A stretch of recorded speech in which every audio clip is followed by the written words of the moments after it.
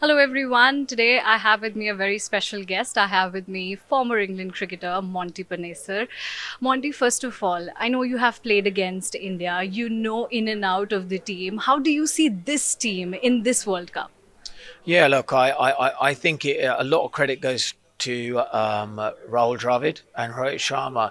The way they are able to get the guys to sort of move away from traditional style of batting that India have produced, over the sort of last 20 years. There's been fantastic cricketers, fantastic batters. I remember the Fab Five, Sachin Tendulkar, Saurav Ganguly, Rahul Dravid, VVS Laxman, and Vrinder Sehwag. They've kind of like said, no, we want you to play a bit more aggressive, high percentage shots, and we back you. And they've kind of each player has found his own method. You look at Shearer Iyer early on with a short pitch delivery. He wasn't looking so good. Everyone was sort of saying, well, if you're going to play like this, you're going to have two to three more games. We're we're not going to pick you again, right? But he adjusted his game plan, and I think they went a little bit too aggressive against Australia. If you ask me at Chennai, where they just got to be a little bit more tighten up. If the ball's doing a little bit or if it's a bit quick, and then go a bit more aggressive afterwards. And since then, it's a revelation. Each player has just gone strength to strength, and it all kind of, I think, it stems down to the on and off the field. How they do like these fashion shows in Dharamshala, right, which has all been kind of kept quiet. So they know how to switch on and off, and that very much has been driven, I think, from Rahul Dravid. Well, absolutely. Rahul Dravid has a very important role to play in this team. But, one team that India needed to be wary of in this World Cup was Australia. We know how they started off this World Cup, two consecutive defeats against India and South Africa, and they have done what they've been doing really well in all the World Cup editions. What do you think? One thing should be that India need to be wary of Australia in the finals. I think there's one guy, I think there'll be two guys. I think it's David Warner, who probably is done well, in the IPL, and Glenn Maxwell. They are the two players who can take the game away. But there's a slight weakness, to David Warner. When the ball moves away and the ball wider, fifth, sixth stump line early on, he just sort of hangs his bat out on there. They've got to be very on their game straight away, like the Indian bowlers have been.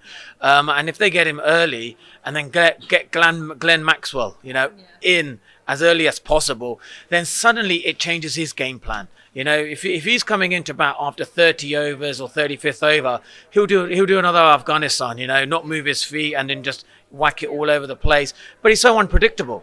He's very, very unpredictable. But, remember Kuldeep Yadav, what Rohit Sharma does every time is whenever he needs a wicket, he'll always bring on Jasprit Bumrah or Kuldeep Yadav, right? And Kuldeep Yadav, again, when he bowls that cross seamer, gets a wicket, gets a breakthrough, and then suddenly he goes back to his control bowlers. So I think, Rohit Sharma is gonna stay calm. He's exactly knows how, he's been as a captain. He's been absolutely brilliant. I think it'd be just too much for Australia. For this Australian team right now to beat India, they've got to play absolutely out of this world, and I just can't see that happening on a pitch. That turns. Ahmedabad pitch does turn, and if it was somewhere else, maybe Mumbai or Delhi. Yeah. If it was one of them two places a final, then I'll probably say Australia got a chance. But at the Narendra Modi Stadium, with over 100,000, the Blue Army, I'll have my Indian shirt on Sunday. I can't see Australia beating India. Well, we are all expecting the same. We want Team India to win. But you talked about the turns. Do you want to see any change in India's playing 11? People are saying that it'll be better if we bring in our Ashwin and rest one of the pacers. But do you think that, it'll be an ideal option to tinker with the winning playing 11 or not? No, I think they've got to stick to the 11. I think they've done brilliantly well, with the Fab Three, Siraj, Shami and, Bumrah. I think that's sufficient enough. And in the form that Shami is in at the moment, they don't need a third spinner. And I think it could be a disastrous move if they bring in Ashwin, maybe in place of, Siraj. Maybe, because the team is doing so well, if they need to play that other spinner and, Surya Kumar Yadav, because he hasn't really been the X factor like we've seen. He hasn't had enough balls to really, showcase, what he can do. And they don't really need him. The batting is so strong anyway. So that could be an option if they want to play three spinners. But apart from that, I think this team, the 11, they look really strong.